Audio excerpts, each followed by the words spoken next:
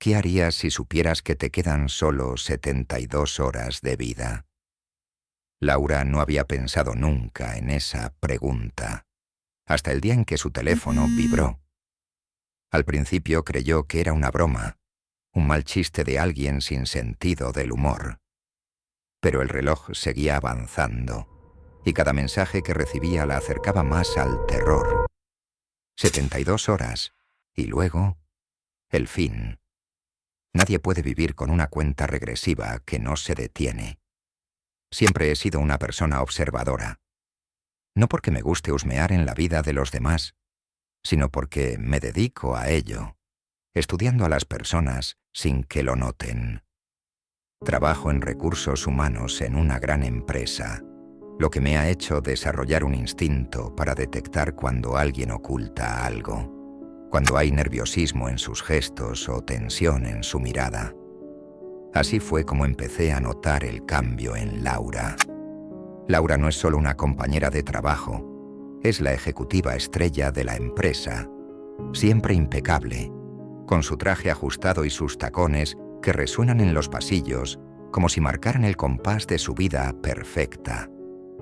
Todos la respetan, algunos hasta la envidian, pero ella siempre mantiene una distancia profesional que nunca deja espacio a la cercanía. Solo hay una excepción en su vida. Su hija, Sofía, de 6 años, la única persona que parece penetrar esa armadura de hierro que lleva puesta todos los días. Todo comenzó una mañana como cualquier otra. Llegué a la oficina temprano, como siempre, y vi a Laura en su escritorio. Nada parecía fuera de lo normal, pero había algo en su expresión. Ella se inclinó sobre su teléfono móvil, frunciendo el ceño de manera inusual. Se la veía desconectada del bullicio habitual de la oficina, como si el mundo se hubiera detenido a su alrededor. Ese no era su comportamiento habitual. Mientras avanzaba la mañana, noté que sus idas al baño eran más frecuentes. Cuando volvió de una de ellas, sus ojos parecían más turbios, como si hubiera estado llorando, aunque con Laura nunca se podía estar seguro. Es una de esas mujeres que domina el arte de ocultar sus emociones tras una máscara de perfección. No fue hasta el almuerzo cuando tuve la oportunidad de hablarle. Estábamos en la sala de descanso y ella se encontraba de pie frente a la máquina de café.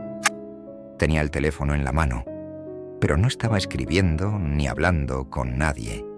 Lo sostenía como si temiera soltarlo, como si el dispositivo en sí mismo fuera una amenaza latente.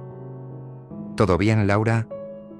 Drenia, le pregunté casualmente, aunque la curiosidad me carcomía por dentro. Ella levantó la vista y, por un breve momento, vi algo en sus ojos que nunca había visto antes. Miedo. Pero lo ocultó rápidamente con una sonrisa ensayada.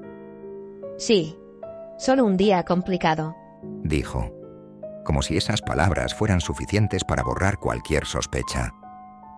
Decidí no presionarla, pero mi instinto me decía que algo no cuadraba. Esa noche, antes de salir del trabajo, la vi otra vez. Estaba sentada en su coche, en el estacionamiento, pero no se movía. Simplemente estaba allí, mirando la pantalla de su teléfono. Podía ver sus dedos temblar sobre el volante. Entonces, mi teléfono vibró en el bolsillo, y aunque pensé que era una coincidencia, lo sentí como una especie de señal. Cuando miré hacia donde estaba, ella ya se había ido. A la mañana siguiente, Laura llegó tarde, algo inusual en ella. Lucía agotada, como si no hubiera dormido en toda la noche. Su habitual energía y determinación habían desaparecido. Había algo más que cansancio en su rostro.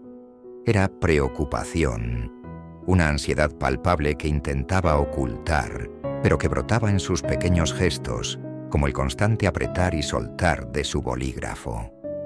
Fue en una reunión crucial con nuestros jefes cuando la situación alcanzó su punto de quiebre. Estábamos discutiendo estrategias para el nuevo proyecto de la empresa y de repente, El teléfono de Laura vibró sobre la mesa. Todos lo notaron, y aunque ella intentó ignorarlo, sus manos temblorosas la delataron. Lo que siguió fue extraño.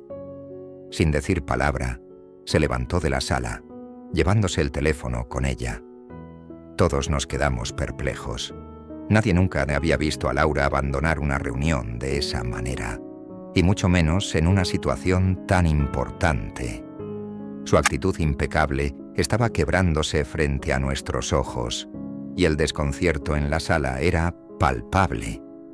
Decidí seguirla, aunque no sé qué me impulsó a hacerlo. Quizás fue la curiosidad, o tal vez una sensación de que algo estaba realmente mal.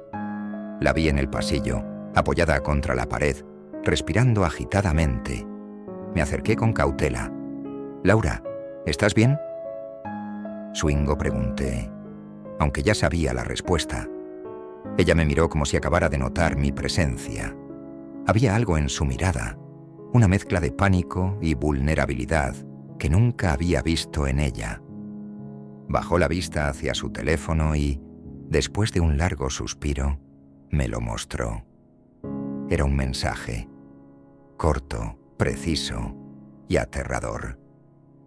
«Te quedan 72 horas de vida. Úsalas bien».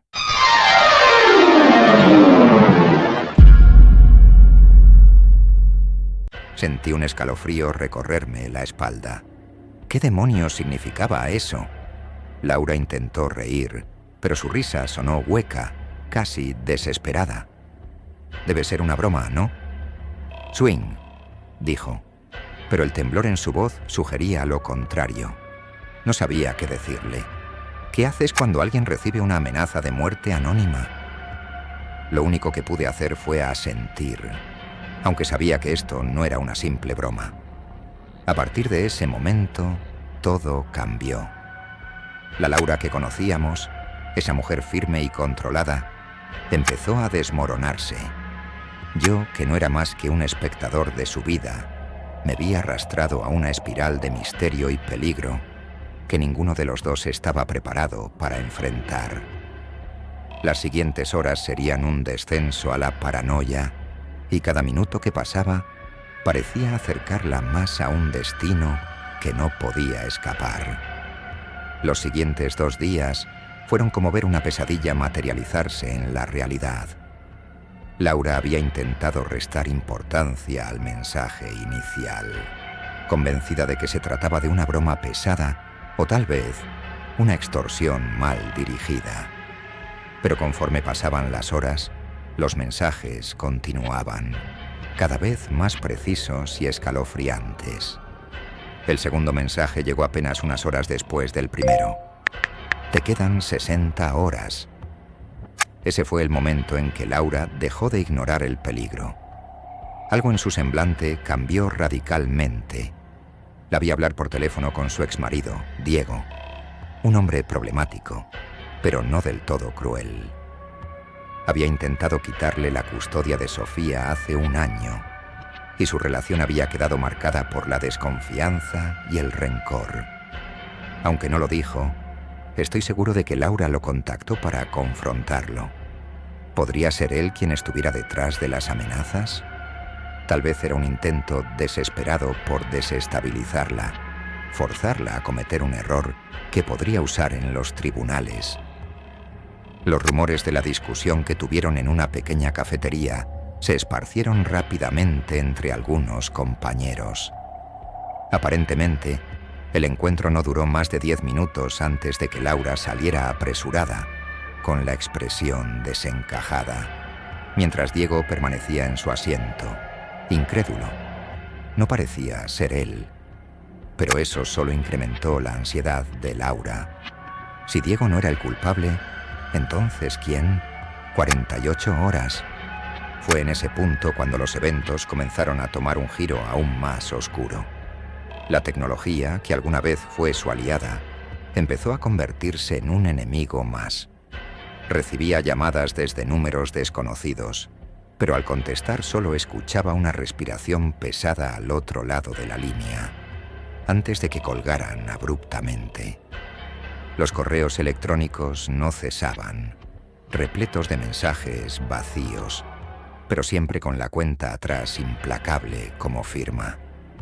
Intentó rastrear a los remitentes, pero todo parecía provenir de direcciones encriptadas, imposibles de localizar. Decidida a no ser una víctima, Laura comenzó a investigar por su cuenta. Las noches se volvieron interminables. En lugar de dormir, la encontraba revisando informes antiguos, cruzando nombres, buscando patrones. A veces me enviaba mensajes a las 3 de la mañana, pidiéndome contactos o alguna información sobre compañeros de trabajo que, según ella, parecían sospechosos. Al principio pensé que su paranoia se estaba apoderando de ella, pero luego cosas más extrañas empezaron a suceder. Una mañana, cuando se disponía a llevar a Sofía a la escuela, su coche no arrancó. No era un simple fallo mecánico. Alguien había cortado los frenos. La policía intervino, pero lo que más perturbó a Laura no fue el incidente en sí, sino la manera en que sucedió.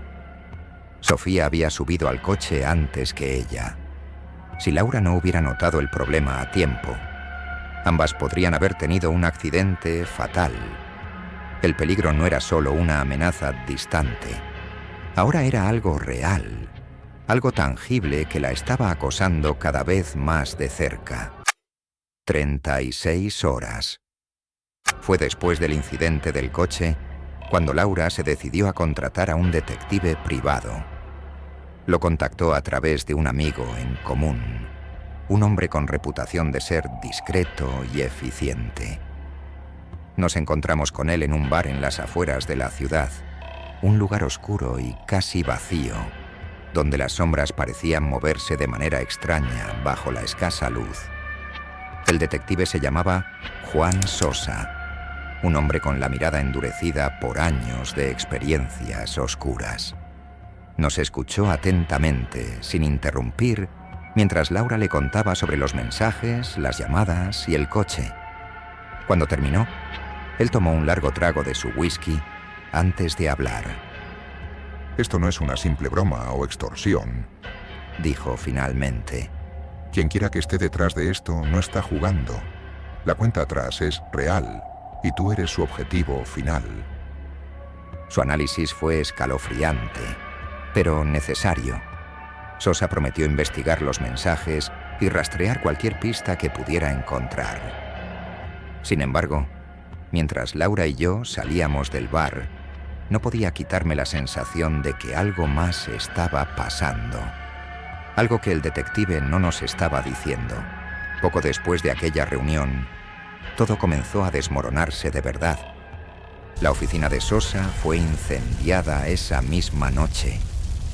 Todo lo que había encontrado, si es que había llegado a descubrir algo, se perdió en las llamas.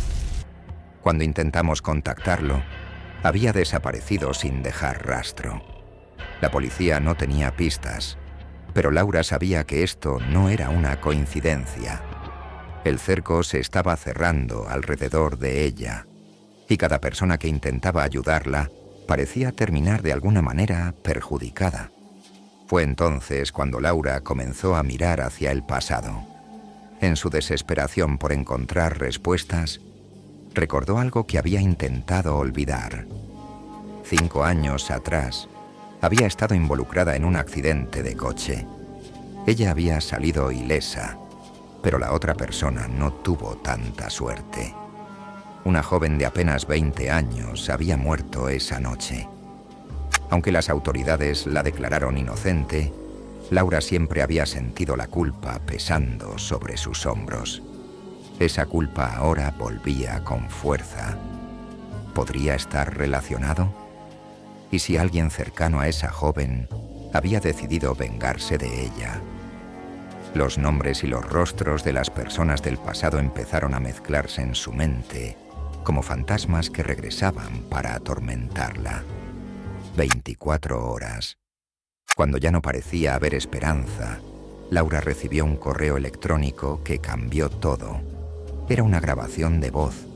La escuchamos juntos, sentados en la penumbra de su sala, con las cortinas cerradas, como si el mundo exterior fuera demasiado peligroso de enfrentar.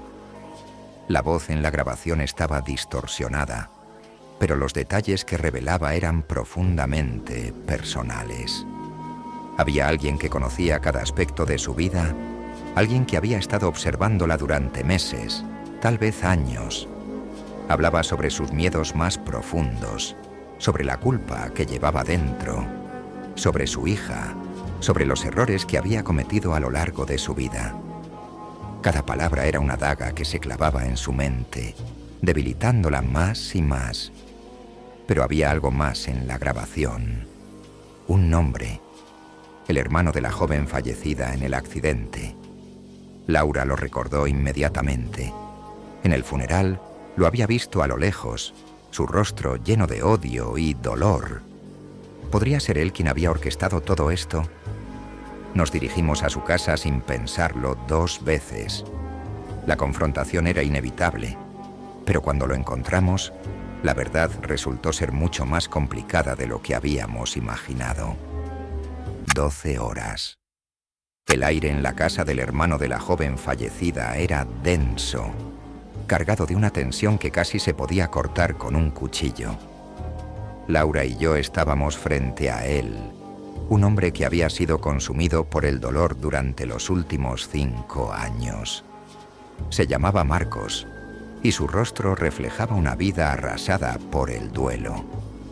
Sus ojos tenían esa mirada vacía que a veces ves en personas que han perdido toda esperanza. Pero en sus labios, una sonrisa amarga se dibujaba mientras nos observaba desde el otro lado de la sala. Sabía que vendrías, dijo, su voz ronca pero serena, como si hubiera estado esperando ese momento todo el tiempo. Laura permanecía firme, aunque su respiración era rápida y entrecortada. Yo podía ver cómo la angustia la consumía por dentro, pero ella no quería dar señales de debilidad. Estábamos aquí para buscar respuestas, pero lo que Marcos revelaría cambiaría todo. ¿Por qué? Preguntó Laura con voz rota. ¿Fuiste tú quien me envió los mensajes? ¿Quién quiere hacerme esto? Marcos rió suavemente, pero no era una risa de humor, sino de profunda desesperación. Los mensajes no eran una amenaza, Laura. Eran una advertencia. Alguien más está detrás de esto. Alguien que no tiene ninguna intención de dejarte vivir. El desconcierto se apoderó de ambos. Marcos, la persona que Laura había sospechado todo este tiempo, resultaba ser un aliado inesperado, un observador silencioso que, desde las sombras, intentaba advertirle del peligro que se cernía sobre ella. ¿Pero por qué lo hacía? ¿Por qué, después de tanto odio y dolor, no buscaba su venganza? Marcos se inclinó hacia adelante, con los ojos fijos en Laura. Mi hermana, ella era todo para mí. Perdí la razón cuando murió. Durante años te odié. Quería verte destruida como yo lo estuve. Pero mientras más te observaba, mientras más aprendía sobre tu vida, me di cuenta de algo. Tú ya estabas destruida. Cargas con esa culpa todos los días. Y la única persona que realmente quiere verte sufrir más es alguien mucho más cercano a ti. En ese instante, todo pareció encajar en la mente de Laura, como un rompecabezas que lentamente tomaba forma. La fría revelación se extendió por su rostro mientras entendía lo que Marcos estaba insinuando. La persona detrás de las amenazas, la que estaba dispuesta a matarla, no era un extraño ni un enemigo lejano. Era alguien en quien había confiado, alguien que había compartido sus miedos, sus alegrías y sus secretos más oscuros. Su mejor amiga, Julia. 6 horas. Regresamos de inmediato al apartamento de Laura. La tensión era palpable, como si cada minuto que pasaba acelerara el inevitable enfrentamiento. Laura estaba en estado de shock. ¿Cómo era posible que Julia, su confidente, la persona que había estado a su lado durante los momentos más difíciles, pudiera traicionarla de esa manera? Mientras conducíamos de vuelta, Laura recordaba pequeños detalles que ahora parecían cobrar un nuevo significado. Las conversaciones que había tenido con Julia, las ocasiones en que ésta parecía demasiado interesada en sus problemas personales, sus frecuentes intentos de saber cómo iba su vida financiera, laboral y emocional. Julia siempre estuvo allí, presente en las sombras de cada momento crítico. Una vez en casa, Laura revisó frenéticamente los mensajes, correos electrónicos y archivos de su ordenador, buscando algo que confirmara sus sospechas. Y allí estaba, un correo antiguo de Julia que contenía una foto aparentemente inocente de ambas en una fiesta hace años. Lo que Laura no había notado entonces era el reflejo en una ventana detrás de ellas. En el fondo de esa imagen, Julia estaba enviando un mensaje desde su teléfono, justo en el momento en que Laura había recibido la primera advertencia misteriosa. Un frío escalofrío recorrió su espalda. Había estado tan cerca todo este tiempo, y Laura nunca lo había sospechado. Pero antes de que pudiéramos procesar toda esa información, un sonido rompió el silencio en el apartamento. Era el ruido de la cerradura girando. Julia había llegado, como si supiera que el final estaba cerca. 3 horas. Julia entró al apartamento con la sonrisa habitual que siempre llevaba consigo, pero sus ojos delataban algo oscuro, algo perturbador. Había una calma peligrosa en ella, una frialdad que nunca antes había mostrado. Todo el teatro de su amistad se desmoronaba frente a nuestros ojos. Laura, ¿todo bien? Preguntó con voz melosa, como si nada estuviera mal. Laura no respondió de inmediato. Podía ver la batalla interna en su rostro, el miedo luchando contra la furia, la traición destrozando su corazón. Finalmente, se armó de valor y habló. ¿Por qué? Susurró. ¿Por qué harías algo así? Julia la miró fijamente, su expresión transformándose lentamente en una máscara de desprecio. Ya no había necesidad de mentir. No más falsedades. Se acercó con pasos lentos, casi disfrutando el momento. Siempre has tenido todo, Laura. El trabajo perfecto, la vida perfecta, la hija perfecta. ¿Y yo? ¿Qué tengo? Nada. Siempre he sido tu sombra, siempre viendo cómo te salías con la tuya. Te hice creer que eras mi amiga, pero nunca lo fuiste. No para mí. Laura retrocedió un paso, su mente luchando por comprender la magnitud de la traición. Julia continuó, cada palabra impregnada de veneno. Lo planeé todo. Me aseguré de que sufrieras cada segundo. Lo del coche, las llamadas, el detective. Sabía que encontrarías a Marcos y esperaba que él te desmoronara aún más. Pero ahora solo queda un paso más. Julia sacó un arma de su bolso y mi corazón se detuvo. Laura quedó inmóvil, paralizada por el miedo, pero yo no podía quedarme de brazos cruzados. 2 horas. En ese momento, todo sucedió demasiado rápido. Julia levantó el arma, apuntando directamente a Laura. Con una mezcla de adrenalina y desesperación, me abalancé sobre ella, logrando golpear su mano justo antes de que disparara. El disparo resonó en la pequeña sala, y el caos estalló. Luchamos en el suelo, pero Julia era sorprendentemente fuerte. De alguna manera, en medio de la lucha, la pistola se deslizó fuera de su alcance, y Laura la agarró. Julia, jadeando y furiosa, intentó levantarse, pero Laura, con las manos temblando y las lágrimas corriendo por su rostro, le apuntó. Te di todo. Te confié todo. Dijo con una mezcla de tristeza y resolución. ¿Y me devolviste esto? Julia, incluso en su derrota, sonrió cruelmente. No durará, Laura. Aunque me detengas, siempre estaré en tu cabeza. Y algún día fallarás. 1 hora. La policía llegó poco después. Julia fue arrestada, aún con esa sonrisa perturbadora en su rostro. Pero para Laura, la pesadilla no había terminado. Mientras los oficiales se llevaban a su amiga, ella revisó su teléfono una última vez, temblando ante lo que vería. Y allí estaba, un último mensaje. 72 horas más, y esta vez no habrá advertencia. 1 hora. Las luces intermitentes de las patrullas policiales iluminaban la calle frente al apartamento de Laura, reflejándose en las ventanas y creando sombras inquietantes en las paredes. La noche, que debería haber sido silenciosa y tranquila, se había convertido en un caos. Julia fue escoltada al coche de la policía con las manos esposadas a la espalda, pero incluso entonces no dejaba de mirarla. Esa sonrisa perturbadora, esa que había mostrado desde que reveló su verdadera naturaleza, seguía allí, como si supiera algo que los demás no. Laura permanecía de pie en el umbral de la puerta, mirando cómo se llevaban a la que había sido su mejor amiga, incapaz de procesar completamente lo que acababa de suceder.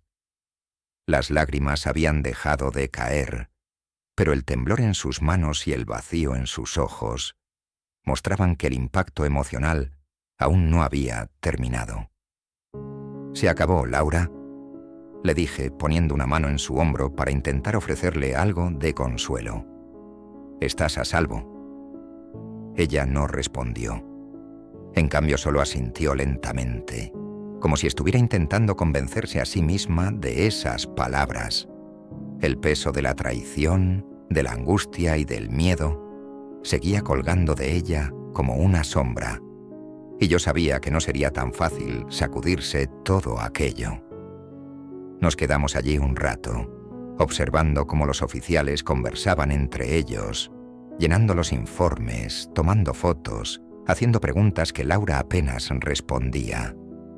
Sofía, su hija, había sido recogida por una vecina mientras todo esto sucedía, y ahora Laura parecía estar completamente sola, incluso estando rodeada de tanta gente. Esa soledad era palpable, casi asfixiante. Finalmente, uno de los detectives se nos acercó. Hemos trasladado a Julia. No va a ser fácil, pero la justicia se encargará de ella. Si todo va bien, pasará muchos años tras las rejas, dijo el detective con tono grave, intentando ofrecer una sensación de cierre. Pero Laura no parecía aliviada. En cambio, su mirada seguía perdida, y cuando el detective se marchó, ella se giró hacia mí, con una expresión que me heló la sangre. ¿Y si no ha terminado?, murmuró. ¿Y si todo esto fue solo el principio? No supe qué decir. El miedo que había llevado dentro durante esos 3 días no se desvanecía tan fácilmente. Y luego, como si el destino se burlara de nosotros, el teléfono de Laura vibró en su bolsillo. El sonido, que alguna vez había sido tan cotidiano y mundano, ahora se había convertido en el preludio de un horror inminente. Con manos temblorosas, Laura sacó el móvil, temiendo lo que encontraría. La pantalla brilló en la oscuridad, y allí estaba el mensaje que cambiaría todo. 72 horas más, y esta vez no habrá advertencia. Su respiración se cortó de golpe.